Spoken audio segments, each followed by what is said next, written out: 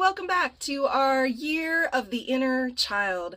Happy Monday, and I'm so glad to be here with you again as we continue this exploration of how we connect with our parts of self that need nurturing, care, comfort, and oftentimes reparenting.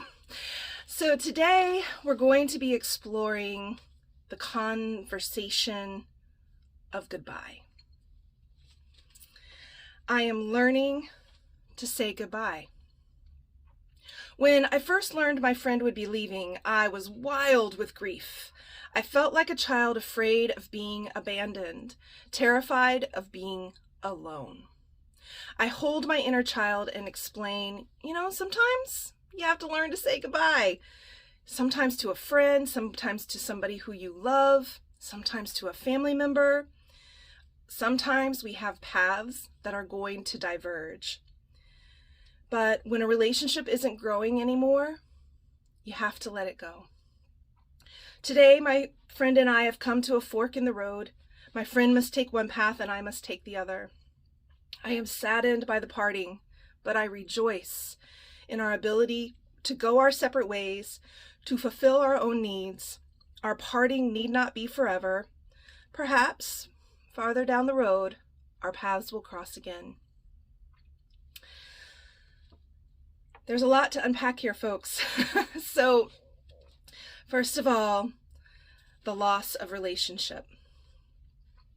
This is, I think, one of the greatest fears that those of us who have experienced sexual trauma sit with, the fear of losing a connection.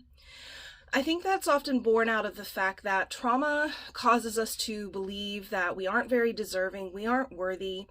And so when we do find a connection, we often end up clinging to that connection. We don't know how to walk away from it. We don't know how to say goodbye.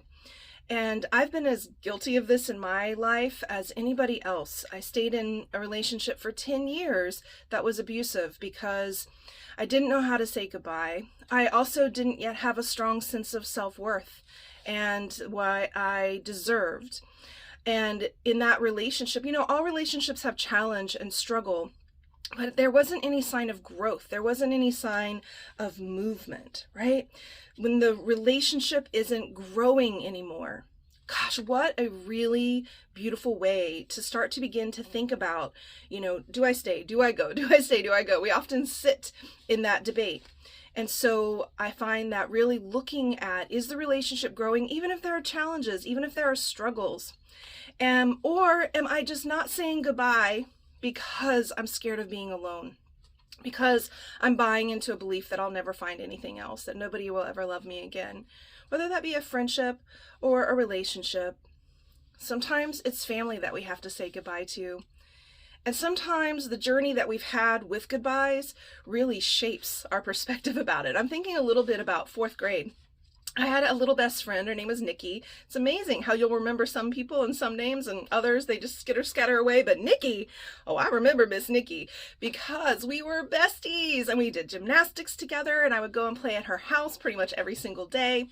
And then one day on the playground, she walks up to me with another little girl and she says, "Rachel, we're not friends anymore. She's my friend now." Right? And I'm little, I'm fourth grade, so I have no resourcing. I don't know what to say, what to do. I'm just shocked and stunned.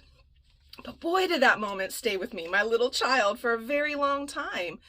And I had to really reparent that part of myself because that, among other experiences, was already starting to add up to this idea that people will always leave. So this is the other version of goodbye that we do.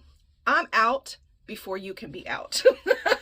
We do the goodbying as a way to try to protect ourselves, or we just stay withdrawn and disconnected. We don't even give it a shot because we're anticipating that loss and that goodbye. So I think my invitation for you this week is to think a little bit about the goodbyes in your life. When have they served you? When have you not said goodbye and in retrospect, really probably should have? What kind of goodbyes do you want to have? And my mom is, I think, beginning her transition out of this life and thinking about that goodbye and the parting of ways there is another type of goodbye. And so there's a lot here to kind of wrestle with and unpack. And again, the idea of working with your inner child is thinking about parts of yourself that needed to be reparented, right? So I go back to that moment in 4th grade and I say to myself, you know what? That girl, forget her loss, right? You're beautiful, you're lovable, you deserve to have friends who love you and want to be with you. Right? This is a way of reparenting ourselves, to go back to those moments, give ourselves the message that we needed in that time. So enjoy this exploration of goodbye. And I will say goodbye for now, but we will surely meet again. So until next time, take good care of you.